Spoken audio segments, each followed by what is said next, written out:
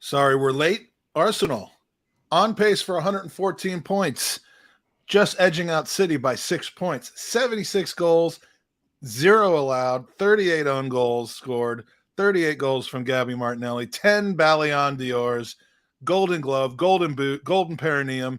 It's all happening, and we're talking about it this week on the Gooners Pod. Once upon a time, way back when there were only 9,000 Arsenal podcasts, 5 young men from various backgrounds, an Irish kid with a horrible haircut, a young Jewish nerd who hadn't discovered food yet, a child from Hemel Hempstead who didn't want to be English no more, a handsome advertising magnate with impeccable judgment, and a young Mexican AC Milan fan hatched a plan to take over the world of Arsenal podcasts. But then these boys became men. Jared, Mikey, Ewan, Magic, and Andy. And the rest, my friends, is history. And now, all these years later, you tune in every so often to hear their incredible takes, their football knowledge, and their sensual advice. But now, it's gone too far. You, our fans, are at long last witness to season 7. Welcome to the Gooners Pod. Hello and welcome to the Gooners Pod. How is everyone today, Mike? Your boobs are huge. Thank you. I appreciate that. I'm working on getting them smaller Good. over the next 6 months. But you want me to tell you how I am other than that, or was that all you really needed to know? Yeah, Jared, how are you, bud? No, Mike, how are you doing, buddy? You know, I'm good. I just spent like 8 hours fulfilling prizes from the Podathon and from the summer tour. You know, when it's fun to give stuff away, but then you forget like what's involved in actually sending the things to people. So God, it's like you're a little kid in a candy store. What I love most about the soundboard is that Mike hates it because you didn't think of it. That I didn't think of it because it sucks. But anyway, so yeah, if you want a prize especially if you want a piece of art or Gooners versus Cancer shirt or something we already have, a non-legend signed stuff, because that gets done later in the year. Stuff's on its way. So stand by the mailbox and wait for it and know that I slaved over it. Oops, winning. Jared, how is life, my man? You might get out to my neighborhood soon. Yeah, judging by the looks of the fire situation, I may be headed that way. But other than that, I'm doing pretty good. All the Gooners versus Cancer prizes I was responsible for were out the following day and have already been delivered. Just for the record, I mean you were, as they say, on it, and I was not. Can we just explain to people what's happening in case I all of a sudden just leave? There is a fire, I would say half a block away from my house. The fire department has shown up, and a lot of people are now walking to their homes and no one's running. So I'm assuming that it's under control. But they don't have podcasts though. No, I wish I could show you. There's a picture of about 7 police cars just lined up the street. You can't turn around the camera. Is it like? No, it's too far. You've been to my neighborhood. It's down the street as you turn on. Right. But anyway, one of the cops walked over and he's like, hey, everyone just relax. And then I went to the guy, why aren't you shooting at it? Which didn't go over very well, right? But he was like, yeah. But there's zero chance you actually said that. No, I did. Swear to God. I said to the guy, why aren't you shooting at it? And then he's like, well, we're just here in case we have to evacuate, because they did evacuate half of my neighborhood, but the fire's a lot closer to those homes. But anyway, That's life. I got a thing for everything here. There's not a moment, Mike, that you won't have a soundboard. Good. You right now are thinking, you idiots, and that's fine. Then good, because you read my mind. So if you suddenly leave, it's because they stopped shooting at the fire and it ended up taking over your neighborhood. Yeah, we don't want that to happen. Yeah. So did Jared tell us how he was doing, or did he just brag that he sent a lot of stuff in the mail? That's all he did. The funny part is I had a single item to send out. I kind of left that part out. Mike has like dozens of things to prioritize. I had literally one item I had to drop off. Okay, I hold myself up to a higher standard, and I'm still disappointed. It took me a week, but And Mike, how many did you have to send? Today was like 18 or 19 different things that had to be sent. Ruth Beck art, love Ruth Beck, and doesn't really qualify for a bell, except that she makes me happy because she's very generous. And some T-shirts and the grand prize from the Podathon, which was the Bukayo Saka, Emil Smith-Rowe, and Tomiyasu signed first team shirt from this season. And we're on to the next thing already, and we'll talk about that a little bit later on. But there's going to be a fun event for you Londoners. Daniel Robert, I expect you to be there. Clear out your calendar for the 2nd of September. But before that, have you chopped anything recently, Jared? How are you on the chopping situation? I got it all handled in like an hour and I was good to go. Yeah, I had wasn't even really bad storms in our neighborhood, but it's a limb, but closer to the size of a tree, fell luckily in my yard and not on my house. So added a little adventure to my week. You almost became one of your own clients. One up my fires, huh? Mm-hmm. Yeah. There's a tornado right now getting ready to hit our house. We're just three assholes sitting here waiting for the first one to die. Exactly. And we're gonna if it takes 27 hours, we're gonna sit here and wait until there's just two of us. It's an elimination podcast, people. Yeah, it is. This is like it starts with 3, but it will end with 2. The Hunger Games of podcasts. Oh shit. We're gonna talk about Arsenal till one of us is dead. So I'll be honest with you guys. I was gonna write the agenda in the hour leading up to this, and then the hour leading up to this, I was watching the fires just rage on. So we played a football match last week. Dude, how good are we now? And I'm asking that because I had a lot to drink before, during, and after the match, so I don't remember a tremendous amount of it other than just celebrating and being happy. So I'm legitimately asking you how good we are. I will say this: going away to Palace is an extremely hard thing to do, and I don't think we looked great for a lot of the match, but there were moments where I was like, this is very exciting.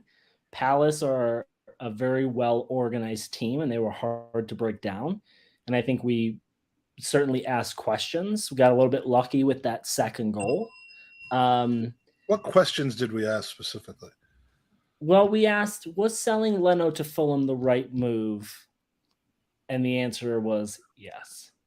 Yeah, I think no. Like, honestly, a lot of people are excited. I know we got the 3 points. I know we won 2-0. Ramsdale saved our asses. And for me, the biggest takeaways was Jesus looks fucking incredible.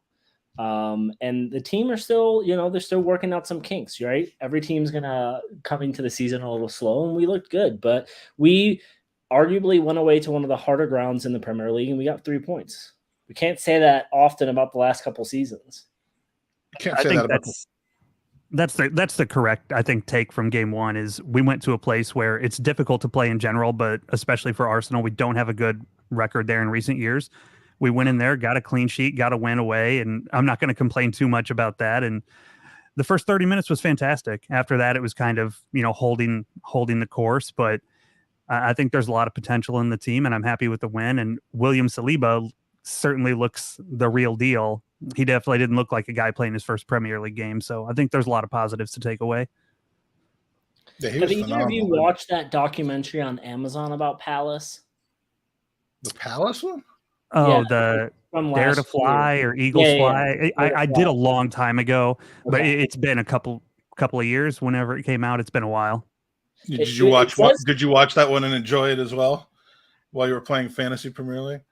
I haven't seen it yet. It said on Amazon it was from 2021, but that could have been when they got the rights to it. It looked like it had older footage in there. Yeah, the storytelling in it starts a number of years ago when there was an ownership transition. It goes way back to start It with, and probably then goes kind of back works to when forward. they got promoted the most recent time, which was 5-6 years ago. Yeah, I think that's right. Again, I watched it right when it came out, so I don't remember it specifically, a lot of the details, but it goes back a number of years at the beginning, but I enjoyed it.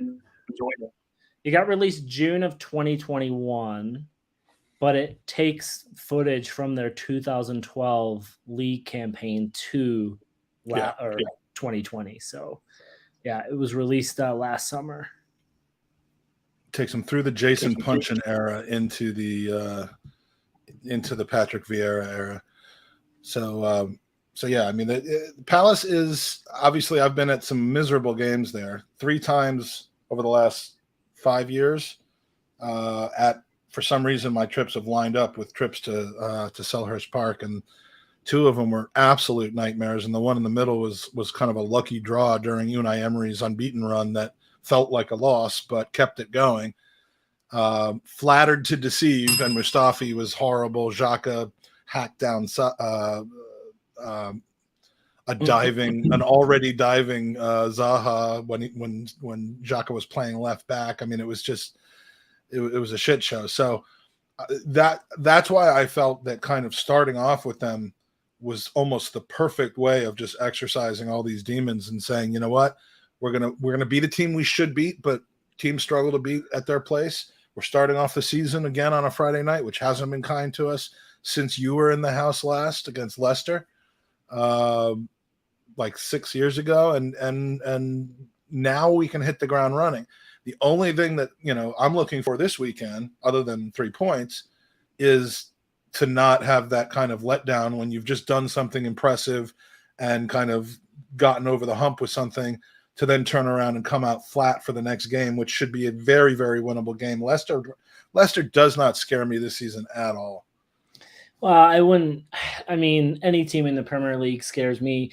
I think it was we've lost 5 out of 9 opening day fixtures, which is like damning. But when you look at our schedule, it is a really, really nice opening kind of set of fixtures up until that Man United, where hopefully they don't find their groove, and then we've kind of got a harder run. But yeah, Mike, I'm not looking at Leicester like I usually would and think, okay, this is going to be I would have put last season, I would put them in the same category as Palace, where I'm like, okay, this is a 6-pointer, right? Because either of those teams can be there or thereabouts.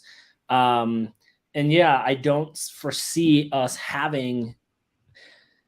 There's only 2 teams I look at us and worry for this season.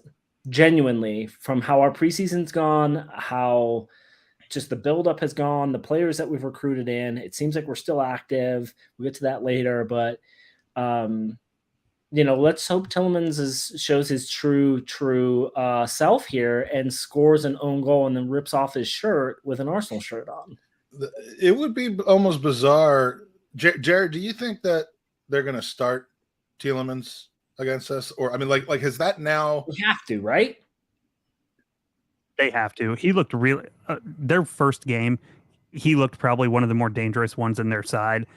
And, there's stories out now that maybe we'll come in for him this year. Maybe we'll wait till the summer. So if there were talks a little bit further along, I think it may be a case where we saw him on the bench. But as good as he was week 1, and the fact that, there may not be a move made by us the remainder of this window, I think he has to start. And, he's one to pay attention to because he is one of the more dangerous players in their side. I think they're just posturing. But Arsenal, I think, are just posturing. I think they're going to snap him up at the end of this month, and they'll probably get him for under 30. Well, and I think everyone's kind of, whether it's him or someone else, like, we know that we have to clear room, right? But I agree with you, Mike. I think we are. I think we're just waiting for certain kind of irons to fall in the fire, and then we're going to make the move. And who needs to leave really at this point? Is it just Maitland-Niles and maybe Reece Nelson? I mean, like who? Because we've actually gotten rid of, or on the verge of getting rid of, in some shape or form, Mari, Torreira, Bellerin's on his way out one way or the other. Do we have to move people because of wage bill, or do we have to move people because of position? Right? Squad size overall probably plays a pretty big role. Yeah. That squad And size. if I were looking at the squad, and I don't want to repeat myself again, but if I were looking at it, Maitland-Niles would probably be the last person I would move because he's just can play in 2 or 3 different positions and he can play them fairly well. And if Tomiyasu isn't playing, I would put White and then probably Maitland-Niles in that right back, even though we have Cedric in that position. I read yesterday that we still were the youngest Premier League side this season going into the opening weekend, which it's a lot of pressure on these young Aren't we kids. getting even younger though because of the people that we're letting go? Like the average age has got to be going down. I mean, what Xhaka got to be the oldest person on the pitch? Partey. Oh, Xhaka, then Xhaka. Partey. And how old is Xhaka? Like 27, I 28? think Xhaka's like 28 and Partey's 27 or something like that. 29 and 28. And then he's the oldest, I think, at this point, but he's not on the pitch very much. So, No. I mean, I agree about Maitland-Niles, but he's one that I could almost see just kind of brooding and being negative around the not disruptive per se, but just kind of a negative influence if he's just sitting there not doing anything. I don't know that he's trouble necessarily, but I can see he's one of the only ones that I think like Elneny sitting there not playing, positive influence. Who else? Holding. Rob Holding. Oh, Same. well, Holding is one of the, he's in the leadership group. I mean, like, for God's sakes. I mean, he's one of our most senior players at the club at this point. Yeah, no, he is probably the most senior player at the club at this point, other than maybe, I think he's been here longer than Xhaka, hasn't he? But you know what? Every club needs those group of squad players who don't throw their toys when they're not playing. When Where they throw their toys out of? The pram. They do when they get called up to play, they play very well and they do their job, and you don't think like, oh shit, he's coming on, right? And so yeah, I'm we're lucky to have them, but going into the Premier League with the youngest team in the league, I mean, it's not like we can say like, well, we were only youngest because X, Y, or Z was missing. Like, no, that's it. Like, that's our best 11 we have. Right. And I just think if you've got guys that are in their mid-20s who still fancy themselves better than their station at Arsenal is currently, and I would put Mainsley in that category. I'd probably put Pablo Mari in that category. I certainly would put Bellerin in that category, where they have time left, they have career left. They don't want to be the role player on the bench and in the dressing room. They've got to be the ones who we just get out of the club, so that they're not just eating up wages and spots on the squad. I mean, we're at the point where we can carry this squad, I think, forward. But if we want to get one or two more in, which it sounds like there's still a desire to do, as I mean, at this point, to get another one coming in would almost be like I know we more than likely need it. We need that depth wide, and we need another person at the left center midfield position to challenge and or replace Xhaka. But it would just be like, after the summer we've had, it would just be so much gravy on top of it that I would be in heaven, just to be like, Jesus Christ, we got another one. Yeah, I agree. I think we've already got a pretty good summer haul, and I'm not worried about the age of the team. We were the youngest last year. We'll be the youngest this year, but it doesn't really hinder us that much. We've got some fairly experienced youngsters, and I did a long thread about this maybe a year ago, looking at the age and what that means to be the youngest. And I think at that time, which doesn't consider last season, which we would have been a part of, it was 11 of the last 20 seasons, the youngest team in the Prem had made top 4 and made Champions League. So you're looking at 55%. So being the youngest doesn't necessarily keep you out of where you want to go. If you've got a decent leadership group, and the key, I think, for us, pretty mature youngsters. When you look at Saka, Tierney, Odegaard, they're not your typical 19, 20, 22-year-olds. They seem to carry themselves like veterans, and I think that goes a long way too. So we got 23-year-olds that have been playing at the top level for 6 years. I mean, not just 2 years. Yeah. Tierney was playing Champions League football 3 or 4 years ago. So, he's played at the top level.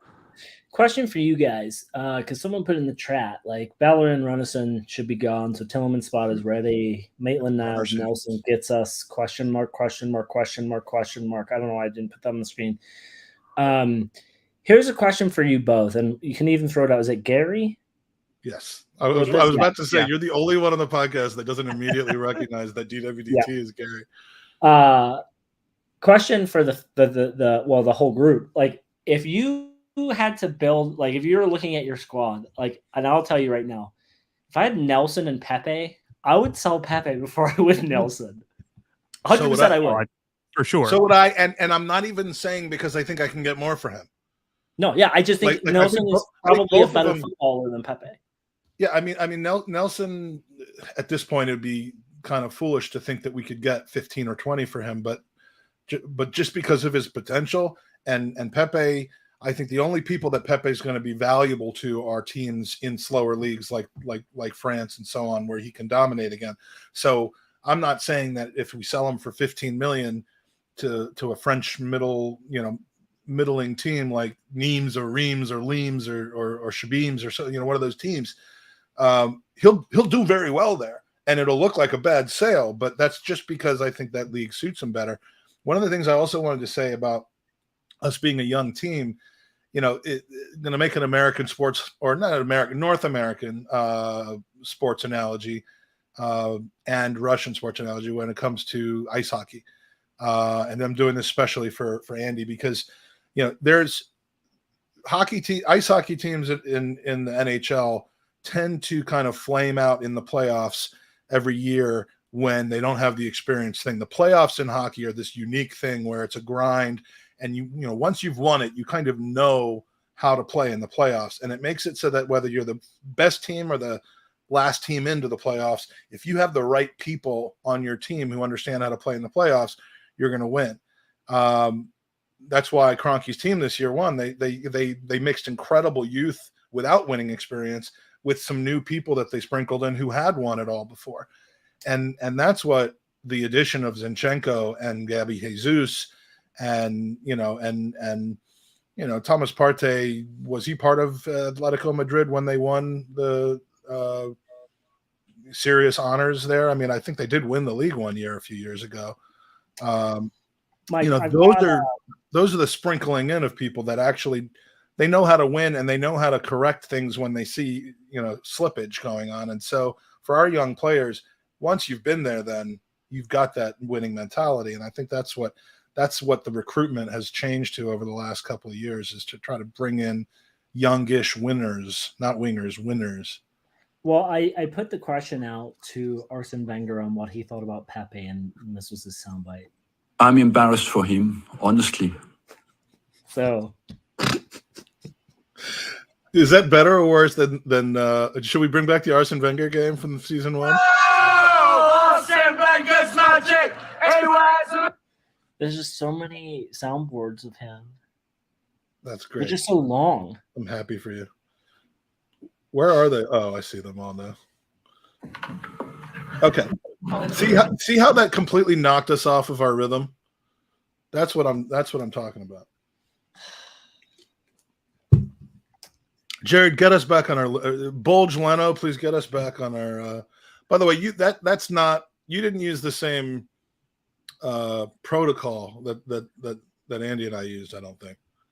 You're so dumb. Protocol was, but I definitely don't want all these people knowing where I live either. So, Well, that's not where you live now, unless you still live on the same street that you grew up on when you were a little kid. Oh, is that what we were doing?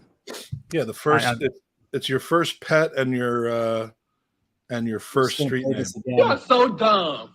Okay, well, my first pet was a dog named Jingles, and it kind of doesn't work because I lived out in the middle of nowhere, so my street address was like a rural route number. Yeah, Jingles rural route too. That's hot. Northwest 5, Southeast 7th Street, Salt Lake City. That's pretty much. Yeah, that's funny. I like Benjamin Newcastle. I could get used to that. Benjamin was a goldfish, by the way. I was gonna say, who names a dog Benjamin? But it wasn't a dog. The first dog and the only dog I've ever had was Zircon. But before that, we had this goldfish that lived like 7 times longer than a goldfish normally would live, which in our family was like a month. But no, I think he lived to be like 3 years old, and he was huge, and his name was Benjamin. So speaking of and in a striking coincidence, considering my my later passion for Premier League football, we lived on Newcastle Drive. When our cat died last summer, I did the whole like ace parenting, like I'll take our son to the pet store and get him a fish to kind of ease the pain of. Oh, that's the worst thing you can do. And Chris was like, essentially said that, and she's like, what the fuck, man? Like, now we have to care for a fish. We're trying to get rid of animals. And well, not only that, but now you got like 6 months before you're going to have to deal with another death in the family. This fish has been alive for a year. I thought it was going to be alive for like 3 weeks. It's still alive out there. Right after my dad passed away, my kids were. Your mom got you a fish. She's like, here's a goldfish. Well, no. That wasn't how we attempted to, get them through the loss of their grandparent. But like the next month, there's a Jewish holiday called Purim, where there's always like this big festival at the synagogue, and there's like there's games, and there's always like a goldfish thing. And I said to Steph, like, where you throw the ball, and if it lands, you get the fish. Something like that. And it's almost 100%. Almost 100%. If you play it, you're going to win a goldfish, because they're just trying to get rid of those goldfishes in the little goddamn Ziploc bag. The way to get the pod back on the rails. Yeah. This is what people came here for. But the death content I logged on for. I mean, we decided to wait 25 minutes in. But anyway, I said the one thing I said is, please do not let the kids take home a goldfish, because I don't want that. I don't want to have to deal with it. Like, we just lost a hermit crab to some disease. My dad, a little, in slightly other more important news, my father. And then I was like, if I have to flush anything down the toilet in the next 6 months, I'm going to be sick. And of course they brought home a goldfish. We gotta rewind a second. And I did not. I'm not saying I flushed a hermit crab. Oh, and my father was a hermit crab died from. I'm assuming it was leukemia, which is why I'm so strongly against it. Well, I'm first a hermit crab, then my father. I'm How do you come back against any type of crab. Oh, well, that's because it makes you apoplectic or whatever it's called. Where were we prior to Premier League football? Yeah, we were talking about bringing in winners, and then now we're talking about hermit crabs with leukemia. Where else are you gonna? You're not gonna look. I love the hybrid squad, but you're not gonna get that. I'm just gonna fill up the rest of the pod with smoke weed every day. Okay. So we talked about. My dog name was Rocco Siffredi, and if you know who Rocco Siffredi is, then you know. And I of course don't, but yeah, Sean definitely wins the comment of the day with finally. Yeah, that was hilarious, and I love that Sean's weird, wild stuff. All right, let's move on to as the Americans say, Leicester. Leicester Square. Also, just like I thought Tottenham played in Tottenham Court Road, I thought Leicester played in Leicester Square, which would be great if they just turned that into a football pitch. It would be a great place to watch a game. You can go to the theater right afterwards. You could go to the Hippodrome and start gambling. It was fun. It was fun. I don't know what I'm talking about now. Is this a thing where you just shut up because I keep interrupting you? You're so dumb. Jesus Christ. I'm gonna unsubscribe from that part of StreamYard that lets you do that if possible. Guys, we're going back to just playing iTunes because of the soundboard. Let's go to predictions, and then I want to get into a little transfer buzz. And Chad, if you have any questions for us, as you can tell, it doesn't always just have to be about Arsenal. If you got any burning if you've got pet death questions, we are here to answer them. Guys, the best thing, here is I was on a business call with the other day, and the guy kept saying fucking serendipity. But what even angered me most, and I legit this is up there with asking a cop if he's gonna shoot the fire. I forgot that my boss was sharing his screen on Zoom. So I text him saying to him, I don't like how this guy, he was, he had the beard that started here and goes down to his nipples, which is fine. But when it's like morphed into a fade into your hair, which is then like the comb over, I'm not for that. I shared that with Eric. It popped up on the screen. That's not what you stand for. The guy mustn't have been looking at the screen because he didn't see the little indicator. Oh my God. But anyway, he kept using the word serendipity. And what I now find is it serendipitous? That is also a word, yes. Is that I'm watching the fire rage next to essentially a business that I own, and the first person I'm talking to after the fire is my insurance guy. That is serendipitous. And Jared, if you don't know that, that's Mike. Well, I'm not your insurance guy for that. Wait, back to the like, if you have insurance questions, hit us up in the chat. If you want to know what to do if your neighborhood's on fire, hit us in the chat. If you want to know what to do if a tree falls in your yard, Jared will come over shirtless with an axe and he'll take care of it. Oh yeah, I still haven't seen the shirtless axe picture. If you want an extra large diaper, Mike's going to the post office soon. He'll mail one to you.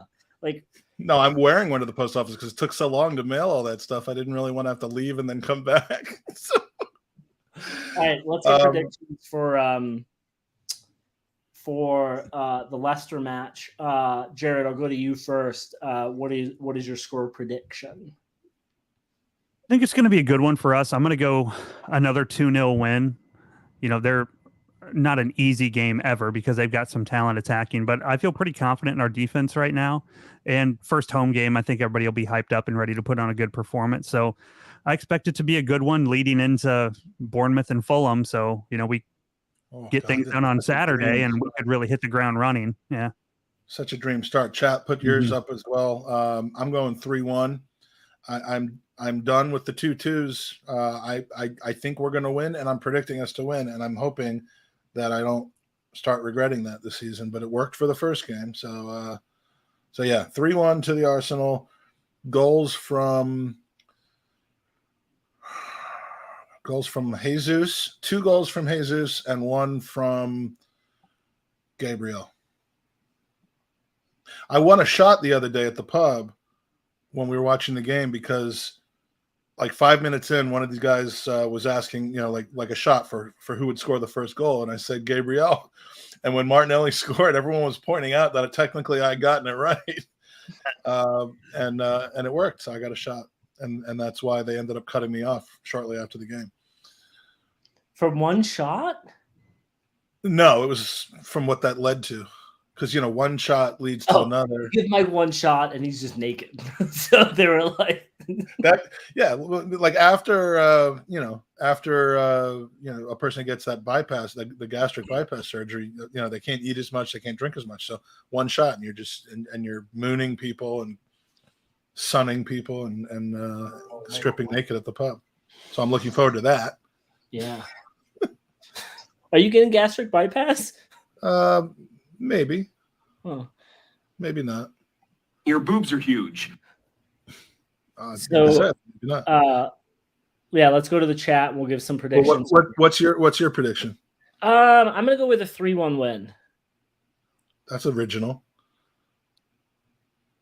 That's what I said. Lynn. When he's quiet, it's because he's looking for a soundbite. Like this is predictable at this point. I wasn't looking for a soundbite. I thought you said that we were going to win 2-0. Well, that was no, Jared said 2-0. I said 3-1. And I think Jesus to score at least 1. I could see him getting a brace, which I think a couple people in the chat have also predicted. Yeah, we got a lot of 2-0s in here, which would keep us on the pace that I said at the beginning of the show. How many? Maybe we finished the first 3 games this year with 9 goals for and 0 against in the exact converse or inverse, I guess it would be, of last season. That would be a nice way of kind of bracketing how far we've come. I would definitely take it. Yeah. Who wouldn't? Read off some of the stuff from the comments. Well, let's give a shout out to the chat anyway. We got a nice big chat room in here. It's great to see the audience growing, both in size and in numbers. Gary is in here again, as Buster pointed out. Gooner Works, Mark Mertz, Mark Bacreden, the Irish Beast is in here. I didn't know Owen had a new account. Lynn Simpson, who was asked. Irish bitch. What? Lynn Simpson, who asked a good question, or not a great question, but watched Sophie and Tiffany last night. My goodness, what a great person and personality she has, and a great person representing the Gooners in the USA, which used to be what our podcast was called. What an ambassador to have at the Arsenal. You don't know the half of it, Lynn. I mean, you're right. You're absolutely right. And I mean, she's absolutely amazing. I love that that she and Sophie have a good relationship where she gets to go on the pod. We probably should have her on more here. And Sean Campo, who also now has the comment of the night, gets to be married to her, which is very nice for him. So yeah, they're a great couple and amazing for Arsenal America. Hey, quick quiz question. So Mike, you said before that Rob Holding might be the longest serving tenured player at Arsenal, but that's not true. There are 2 players that have been in the squad right now that are longer serving. In the senior team or just at Arsenal? In the senior team. Elneny. Bellerin, maybe? Elneny. No, it's Bellerin and Maitland-Niles. Ooh. I mean, Elneny is essentially the same. Well, no, yeah, Elneny was 2016. That's the same as Holding. But Maitland-Niles is 2014 was his first senior call-up. Wow. And then Bellerin was 2012. Well, yeah, Bellerin. I mean, yeah, well, but he wasn't like no one really knew who Bellerin was when he, I think, got the start against the New York Red Bulls in that exhibition game in New York in 2014. I think that was really when he started pushing in, or maybe that was a different person. Maybe I'm getting confused with Isaac Hayden. But yeah, Kevin. Other than not dying, can you get around inheritance tax? You can you can't get around it, but you can plan for it and reduce the impact of it. So I'm doing that. You know, I don't know what the rules are in motherfucking England, but maybe I should. Yeah, I don't want to answer any more insurance questions. Why did you ask me? I was like, I can't think of anything I want to do less when I'm not working than talk about insurance. I want to ask Mike. And I've always tried to keep my work life and my podcasting life separate to preserve both. And they're getting a little too close together at this point. So, all right, I'll do it because no one else is mad enough to. 312 Gooner says it's going to be 2-0 Arsenal. Low key 73, 4-0 Lynn, 3-1 Real Original, as Mike said. Charn 4-0, Sean 3-0, Daniel 3-0. Mark has a question, but he's also saying 4-0. Mark, we'll get to your question at the end. Demsek 2-0. Answering that question. I don't do that type of insurance. 2-0. No, we're gonna answer it. Goonerworks 3-0. Brace from Saka and a brace from Jesus. Lynn says goals are from Jesus, Martinelli, and Saka. Matt's Gooners 2-0. Arnie is saying boring 2-0 win. I think that's all we got. Oh no, 3-1. There you go. And just so you know, Andy, it's 312 Gooner. 312 Gooner is the equivalent of saying like the Leicester, like an American saying that is 312. Isn't that his postcode? Isn't that Chicago? Yeah, Jared spends one afternoon with the guy, and now he's telling his fucking life story. Jesus. How was that, by the way? Yeah, was it a good meetup? Yeah, it was great. We had a good group of people. He had a good group together. For those of you who don't know, that's Chris from Not Another Arsenal podcast. He lives in my area. So got a good group together and might start doing that a little more consistently if we can find a place that's open early enough to handle us. So let's I want to investigate this a little bit further. In the last couple of months, you've gone out to visit Owen. Mm-hmm. You've gone to visit Christian. What do those two guys have in common? You only go out to visit white guys, and I'm tired of it. You know what? I'm going to meet Mike Hernandez, who's very much not white, here in like 3 weeks. I don't see color, but non-Jewish white guys, and I'm tired of it. So I do very much love the I don't see color followed by a sentence about white guys. That was top tier. Well, I've been told. But Mike's like, I don't see color. I only see yarmulkes. I don't see. I don't know what color the yarmulke is, but I see it. Oh. God, there's Oh. two things Mike loves. It's a Jewish meetup and bagels with salmon on it. Locks. Don't ask me what a lock is and then talk about it. That's like saying 312, man. I'm just trying to help you from sounding stupid when you're out there in the world. To know, actually, hold on. My wife might have a 312. No, she doesn't. She used to, I bet. All right. Speaking of Judaism and Shabbat, Friday night, September 2nd, we will be doing a live show in London. I forgot what the place is called right now, but it's like not far from Hackney. And it's going to be a fun night with a fun panel, fundraising. Everything's about it's going to be fun. We've got Sophie Nicolau's going to be in town, and it's her birthday. So prepare to be hearing more about that. Tom Canton, the recently by then married Tom Canton, will be making his first public married appearance. I saw that, Sean. Thank you. Well, you got to make sure he's allowed out because, like, right now it's single Canton and he's allowed out, but you might want to bring I'm holding him to it. I'm holding him to it. And during the wedding, when they're like, "Does anyone have?" You just stand up and be like, "Hey, Georgia." He's still going to be allowed out, right? He's going to be allowed out.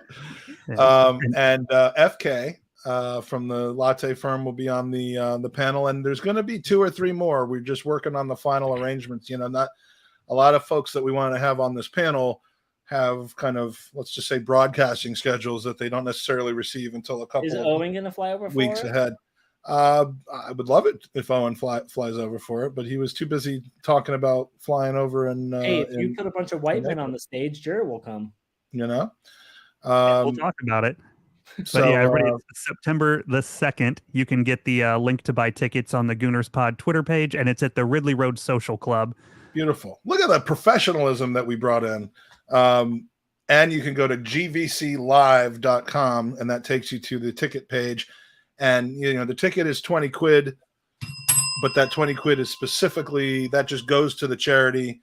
It gets you a raffle ticket, and one of the 100 or so people that are able to go there that night will win a legend sign Arsenal retro shirt, which is the thing that we love to give away. And hopefully by the time we're done with this charity, when cancer is finally cured, we will have given one to everybody that's donated. But so that, just know that the ticket price does not go into our pockets for anything. It's for a raffle, and it goes directly into the Leukemia and Lymphoma Society. So Friday the 2nd from 6:30 on, the podcast will be broadcast live in the exact same manner of how the Arsenal Vision podcast and the Arts Blog podcast from the chapel was done. In fact, it's the same people that are going to be coordinating the audio visuals of it. So if you can't make it, if you don't live in London, it'll be broadcast live. If you do live in London, it's going to be blacked out, because why else would you need to come to it? And it's not technologically blacked out. We're just going to send people to every house of every person that's watching it to just close their computer up. How are you going to over stream like the BBC, whatever's on the TV at the time? There won't. I mean, who would watch the BBC over our podcast? Well, that's what I'm saying. Like, you need to figure out a way to. What was that movie with Natalie Portman in it, where she's super hot in English, and they like live broadcast over the news? Oh, well, I don't know, but we'll figure that out. And so definitely watch. There'll be stuff given away, and it'll be a fun time. And there's a bar there, so how. Hey, if you guys really wanted to get off the rails, give Mike a shot right as the show starts. And then I'll be nude by. I arrive here with my ego big. I don't know. I can't do it without listening to beforehand, because I just thought this would be a funnier Jose Mourinho. Sorry. Yeah. How many people can show up to it, Mike? Is there like a limit on numbers, or is it? Yeah, there will be. Yeah, Mark was the first person to buy a ticket, I believe, and Melvin was the second. I see them coming in, and I'm like, oh, he's coming, she's coming. But yeah, there's probably space for. We're waiting to find that out, but somewhere between 100 and 120 people. So I mean, if we start to get to the point where we're running out of available space for tickets, trust me, that's a problem I'd love to have. It's a pretty quick turnaround. The show's in 3 weeks, so however many people can be there, it will be special. But spread the word. It's gonna be a fun night out. Gooner, not Gooner, whatever you are, it's gonna be a good time. So go to gvclive.com, which is my latest domain name purchase, and get a ticket. All right, so we have been linked with about 50 different players in the last week. I've seen Frank Kessie. I've seen Sandro. Is it Tonoli? I want that guy so bad. I do too. And there's only one reason. The reason why we're saying that is this morning I saw the like a Twitter link to it through a different group. So I sent it to ours, where we all know that, as it says in our lead-in, that Mike Hers thought this was an AC Milan podcast and has just stuck around for a good time. He he got furious. Like, well, if you watched Not Another Arsenal podcast last night, he went. Mike and I are kind of the fence sitters on certain things. I mean, we self-admittedly, we kind of, take our time and wait to formulate an opinion. He came out like a house on fire. Sorry. Whoa, that's too close to home. That's literally too close to home. He came out last night and was like, it's not going to happen. Here's why it's not going to happen. It's the stupidest thing I've ever heard. I can't believe these rumors. Blah, blah, blah, blah, blah. Was he a tornado of anger? It was anger slashed with, I'm uniquely positioned to talk about this, and here's why it's not going to happen. And I'm just like, I hope this is like another who's the guy that we signed without anyone knowing? Pablo Vieira. Yeah. Oh, who I keep forgetting is still to make his debut for him. Mm-hmm. But like, I hope it's another one of these where like 2 days after that podcast, it's like, Arsenal and welcome Tonali, whatever his name is. No, why was he so adamant about us not signing him? Is it because like he's a big part of the Milan, or is he shit? Yeah. It was because it was because he like came to Milan. He chose them. He took a pay cut.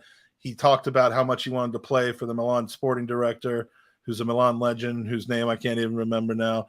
And it was just that he went through so much effort to get to Milan, so the likelihood of him leaving would be small. But as you've always said, Andy, money talks, and Lynn Simpson bringing in some rumors that Lukanga could go to AC Milan as part of a swap deal. I hope that would be on loan, because I've heard that Arteta rates him fairly highly. But I'm gonna. When do you ever see these swap deals? That like, when do you? Other than Aubameyang and Mkhitaryan, when do you ever see these things that are like rumored to be happening actually come off, where it's a player plus cash or just an even swap? Like, listen, I'm sticking by my ones, and till the day I die. The guy went to the wrong club in Milan, and now he's trying to get out. He went to the smaller of the two. He accidentally went. Is it like Robinho, where you accidentally went to the wrong Manchester club? Yeah, basically, they're like, "Hey, out pretty well for him." Milan," and he's like, "Great, sign me up. You can forge my signature." I thought it was Inter Milan. Damn it! In seriousness, I'd love to have him, but there's virtually no way. I mean, he's a 50 million plus pound player, and he's like 22, 23 years old. You'd have to come in with an outrageous offer, something like Chelsea would do to get him out of there. Do you know who's not 50 million? It's former AC Milan midfielder Frank Kessie, who may not be a Barcelona player, and that is someone I would snap up in a heartbeat. There's no chance in any universe that we would be able to get him. No. He's just unreal. Especially when the likes of Chelsea and United are looking for a central midfielder and would pay him 3 times the amount we could, but you're more likely to see me in the midfield at Arsenal than you are Frank Kessie. Don't sell yourself short, buddy. I mean, I'm Pablo Vieira like, so maybe there's a spot for me. Yeah, me too. Again, we've been Gakpo, Pino, Tielemans. We are linked with so many players, and as Mike pointed out, Pino's another guy I'd like to get, but for a completely different reason. Oh God. I mean, can you imagine us having a guy named Pino? He would fit right in with our name changes seamlessly. Seamlessly. We've already done the jizz thing from last week. I'm about to have a melted. Give that candy bar back to your son. Quit taking your son's candy. Yeah, I need that surgery. You've been busted. Yeah. Oh, God. He sees everything. He's like my dog. He heard the rapper and just perked up immediately. Guy watches 1% of all of my podcasts. Well, Jake, And he just caught me what you eating missed in the candy. beginning of the podcast was that Mike killed that goldfish you got back at the fair so long ago. Just, I don't want to create family fiber drama, but if you go back and listen, it was a brutal death. Gooners, I would absolutely love to have Kessie, but Barcelona have pulled off so much batshit crazy stuff this transfer window. I'm not counting them out. They're the only club in the world that has no money, and they're like, we're just gonna go buy everyone. So is it that La Liga won't let them register them, but like will UEFA? So like they'd have a great Champions League squad, but then like none of them can play in the La Liga game. Yes, the only thing that matters is will they be able to play in the Super League, right? Like that's all that counts. I mean, we all know where this is going to end up. They're going to have no money. They're somehow still going to allow them to register these players, and life's going to go on. Something will be worked out where they're going to basically say it's Barcelona, so it's fine. And you're going to see Rafinha, you're going to see Lewandowski, you're going to see Kessie. They're all going to be in the lineup, and it's going to be much ado about nothing because the rules don't apply to Barcelona in Spanish football. Just imagine if there's a big fire sale though, like on the last day of the transfer window, where like none of them, they're like, shit, we're out, we're free agents, and Chelsea just picked them all up. Oh my God, Chelsea and Manchester United would be just bringing truckloads of money over. Could you imagine like you're Frank Kessie, right? And like you've ended your season with Milan, you're on the way over to one of the biggest clubs in the world, and they're like, just slight issue. We can't register you yet. The season starts in a week, so we're just gonna and what we're working towards is to register you, but we're not going to pay you. Yeah. Oh, and are you cool with not getting paid? Just a reminder, we are more than a club. Could you just see Barca in the executive office with him? They're like, Frank, is this really about money? What happened to the love of the game, buddy? As they show him a wage packet worth $4,000 a week. We are Barcelona. Más que un club. Not más que un paycheck. Seriously. All right. Do we have any? We have two questions. Why didn't insurance companies pay businesses for losses suffered from COVID-19, Mike? I do not work on the commercial side, so can't help you with that. I love this question because I was thinking about it too. Should Arsenal put in a bid for Tielemans on Friday, a bid they can't refuse?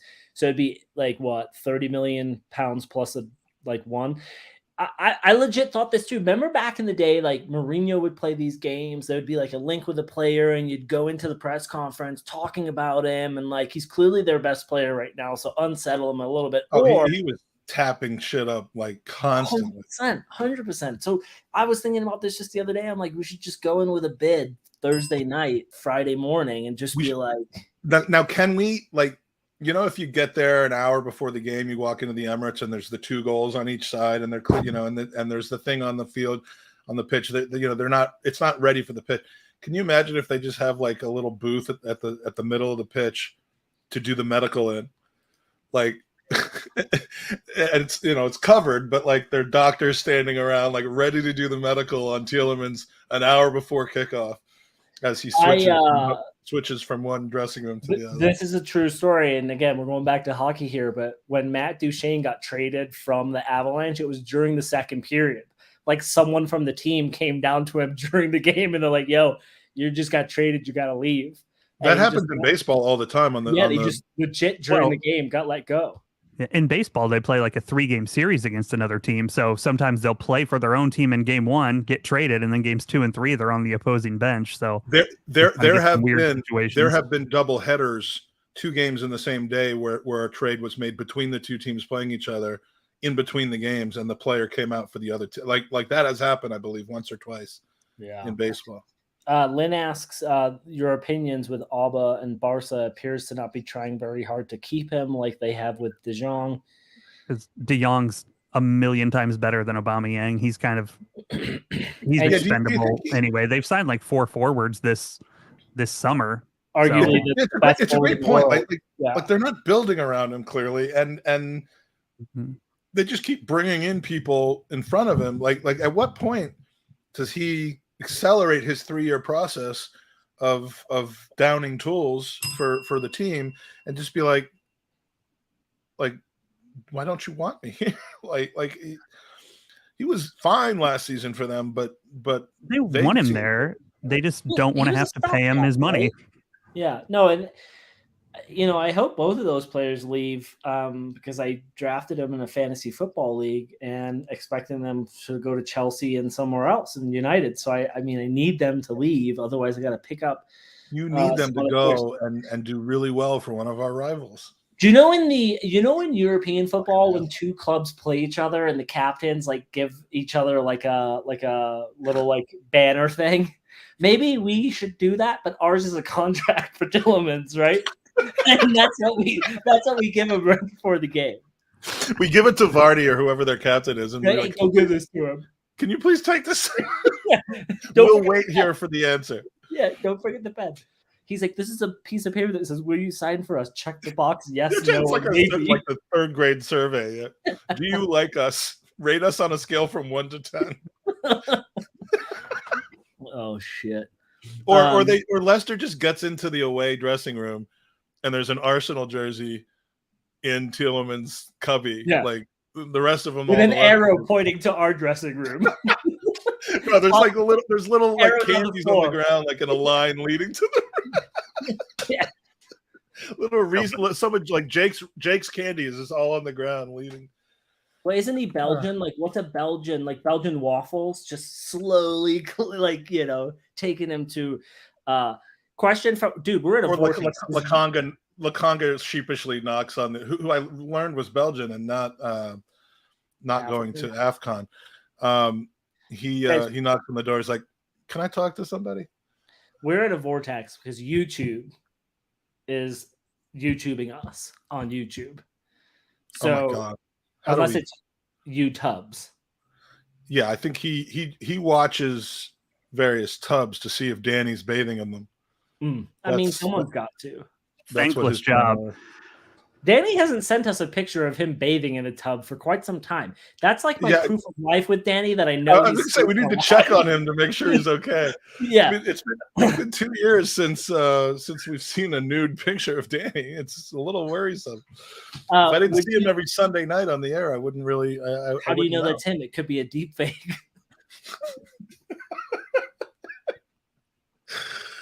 Would I take Sane? Leroy, not right. I always get Leroy and Sadio confused. Mane and Leroy here.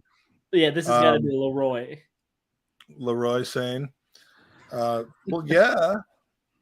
I mean, yeah, it doesn't really fit the profile of what we're doing, but it is kind of that ex protege of Arteta and Pep. Experienced, a little older than you'd like, but I mean, yeah, the guy's fantastic. I think smaller, but I would imagine he's on huge wages at Bayern. He's probably on double what our highest paid player is. So I can't see it working out for that reason. Are any people at Bayern on that big wages though? Like, do they pay that big wages? I would guess he is, but look it up. I don't know. You have Google on your computer? No, I'm looking it up. I love how Jared like drops some knowledge and then says to someone else, "Look it up." YouTube also asks, where do you play him? Does he take Saka's spot? And I almost think a player of his caliber would want a starting 11 position, and you can't guarantee that to him, right? Because Saka for me has more of a ceiling than Dude, and is our heir apparent to the Ballon d'Or. So but 5 subs, 55 games a year. He can play left or right. Was Mane too? Yeah, I mean, who did Sane have a problem playing with Riyad Mahrez for a few years? I mean, now because they were winning. So I wouldn't think that's. Leroy They do make a Sané pretty is good on amount of about money. 20 million euros. 20 million euro, so that's like 17 million pounds, which is like 300K a week. All right, yeah, that's more than I thought. God, A lot Mike, of you time did that spent math when you really could have fast. just said, "Yeah, Jared, you're right." But however you guys want to do it. Look at this attitude coming from God, I had a thing about ego in here with the Jose Mourinho, and I closed out of it. I could have played it then. Oh, you just messed up the whole Mike thing. rattled me with the soundboard. Smoke weed every day.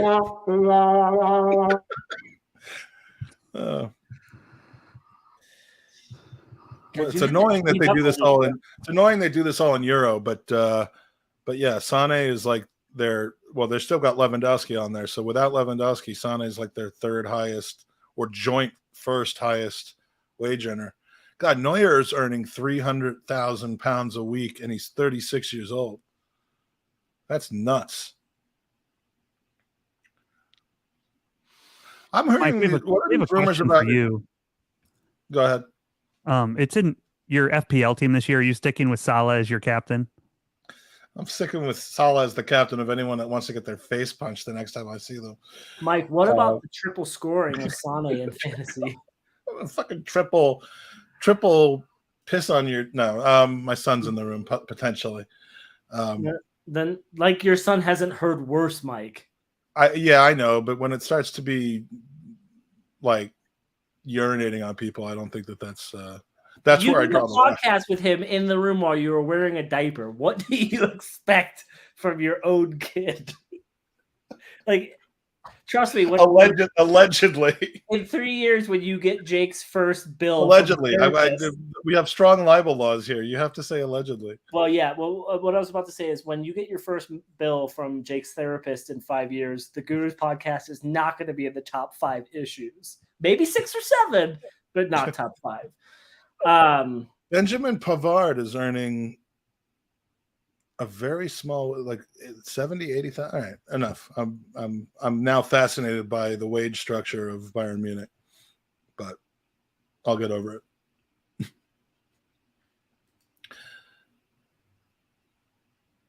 Who's Manali? Oh, Tonali?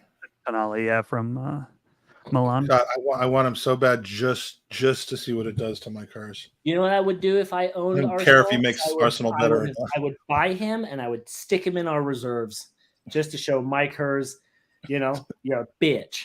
He's so much better than like all of our midfielders. Just despite Hers. Let's see who else we can snipe off of AC Milan. Any more questions that aren't about fantasy Premier League or taxes or insurance?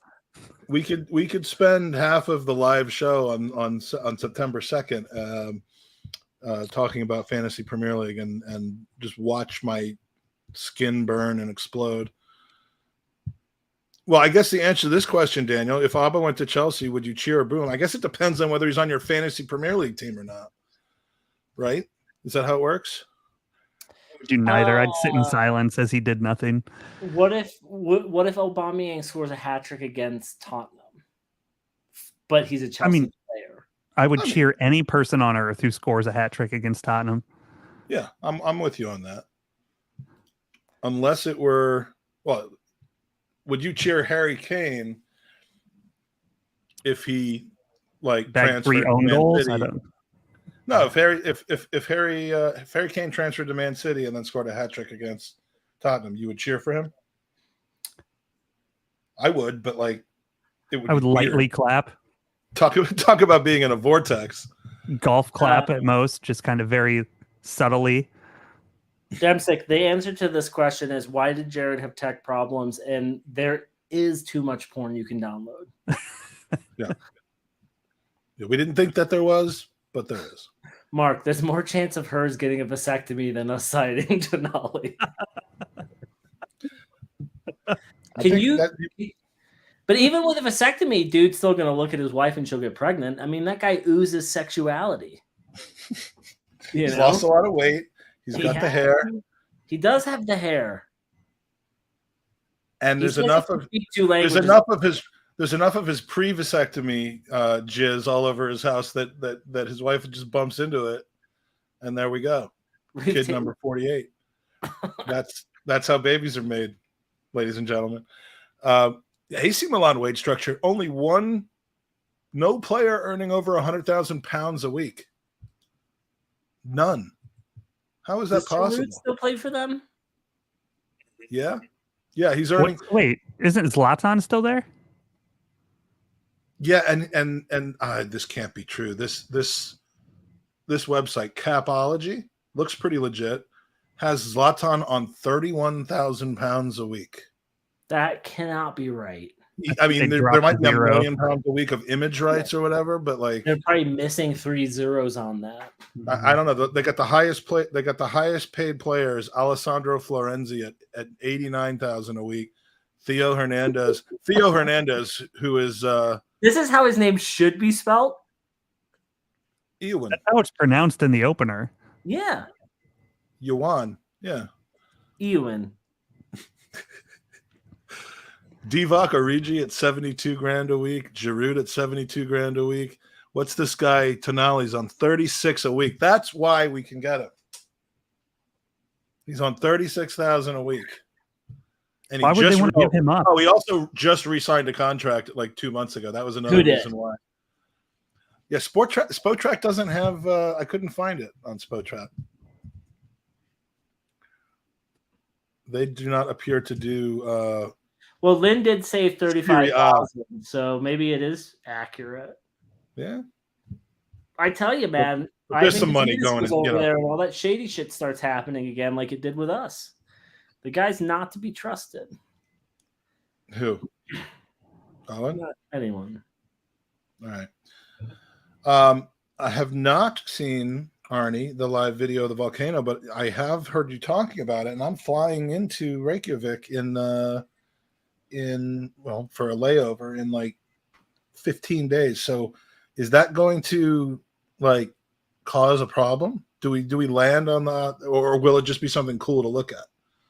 And is it threatening your livelihood? That's the other thing we got to find out.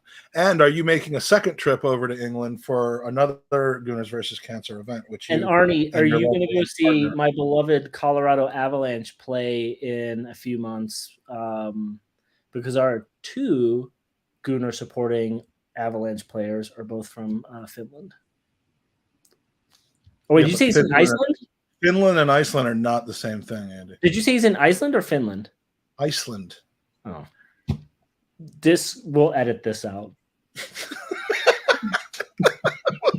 We'll edit this whole just to make sure we'll edit the last 45 minutes of the podcast. After all the editing, this podcast Why there are more people in the chat long. now than there were at the beginning of the pod? Like we're just rambling now. It's the concept of the Sunday. It's why the Sunday roast shockingly works, is because for some reason people, by Wednesday night you've heard enough of the regular sane or sane analysis from people on like the real podcast, and then you come on to to this one to hear just ridiculous banter about diapers. I assume Lynn is talking about me here, which is the nicest thing anyone's ever written about me on this pod.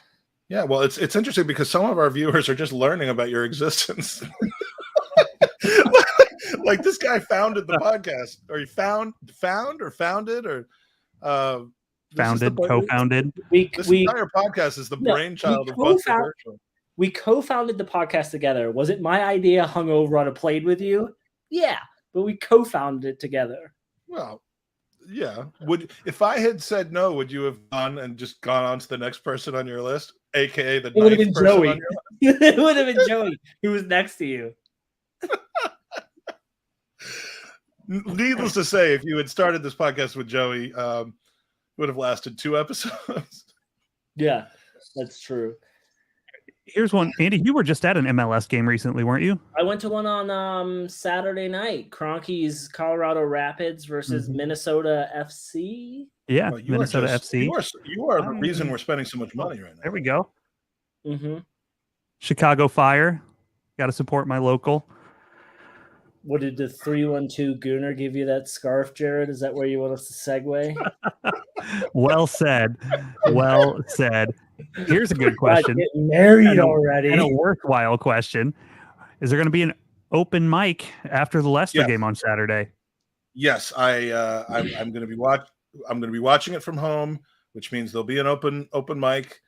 I will be starting that. Let's see, the game's at 3, so UK time. I got to talk to Soph because I don't like to run it at the same time as she's doing her show. But they're not going to be doing post game shows after every single game. So if they're not going, we'll probably go right at 5 UK time. If they are going, we'll probably wait till 6 because we share a lot of the same audience, which is more down to them than it is to us. But yeah, we're gonna be completely open. And then I go to pick up my new car, which has been 5 months in waiting. What'd you get? It's our Florida car, but we're not in Florida yet, so it's a Buick? Mustang convertible. Jesus Buick. Christ! Can you? Oh my God! Moving to Florida, buying a convertible. You're like 49 going on 69. Seriously. Now let me ask you something though. What color is it? What color is it? Red. It's Jared's favorite color. Is it? Well, I don't know what the color of 312's eyes are. It's the color around the eyes, and his favorite skin color. It's white. I get it now. I get it. Hey, before you ask us your question about your car, Mark Mertz, does Arnie have volcano insurance? And Mike, if he doesn't, can you sell him some? It's too late now. He could have come to me months ago before the damn thing started. Now it's too late. All right, what was your question going to be about the car? Let's hear it. All right. We wanted a convertible because we're going to be living in Florida, and Your hair blow in the wind. We got you. want a convertible. Yeah, I mean, I want he's going the to wind get a blowing in my. toupee when he moves to Florida because it's going to be all new people that he doesn't know, and they're all going to be old, so their eyesight's going to be a tad off, and he's going to be like, "I can rock." I'm living in Bradenton area. not in West Palm Beach or Fort Lauderdale. So there's like 3 different levels. We wanted one with like a back seat that people can actually sit in. So we didn't want like a 2-seater. We didn't want to. We with all the expenses that we had, I didn't want to. I'm just going past that. We didn't want to buy the super expensive like the BMW, Mercedes, Audi kind of. I mean, we wanted that, but it wasn't the right cost range for us. So what are the options then in that middle range? Mustang, Camaro is even worse. Yeah, I would say a Camaro is worse than a Mustang. For as far as like muscle, I mean, we bought like the least Mustang-y Mustang. We went like the quiet engine and Steph. This was a big compromise, and by that I mean I told Steph, look, it has to be the Mustang. We can't do the other ones. And she's like, okay, well, I just hate all the ponies everywhere. And the Mustang dealer was like, that's kind of like the trademark of the car. Like most people like the ponies. And she's like, I can live with it, but can we like, and it was like she was ordering sushi with less rice. She's like, can we just get it with less pony? so we have one with less pony. And the ponies are black, although I'm not gonna be able to see that because I can't see color, but the ponies are black so that they mix in with like the grill and aren't as like shiny and obvious, but she's not gonna love it. But did you customize the license plate? We actually had that conversation yesterday because our 2 cars we had INS with a $sign after it. INS. No, it's VAG with a no. We have Arsenal customized plates. I'm not gonna make the mistake like I did a few years ago of taking a picture of my license plate and posting it on the internet, but. Yo, my truck's got EcoBoost. That don't joke around. Okay. So I was told yesterday that the Mustang will not have an Arsenal customized plate. Mike, you just have to put your foot. I put my foot down in the first place, and yeah, let's not go there. This comment is the we didn't think we could one up the F comment, and then Marcus won the night. We got to end on this, okay? Because no, he should have said back. I got to take my kids to ice skating lessons.